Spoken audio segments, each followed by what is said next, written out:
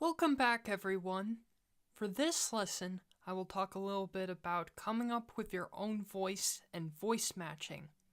Mark Rao, who did the voice of Mr. Zircon from Ratchet and Clank and Mario from Hotel Mario, gave me advice to come up with your own voices.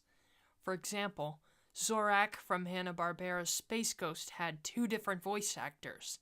In the original 1960s series, he was voiced by Don Messick, who had this deep, raspy, and insectoid voice.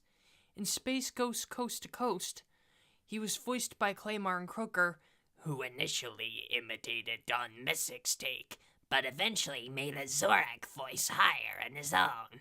If I were to voice Zorak, I would make the voice a combination of the two original voices.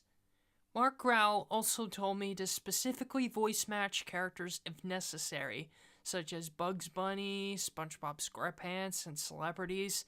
If Tom Kenny retires his role of SpongeBob, be sure to have the joyful yet innocent voice you have heard for decades.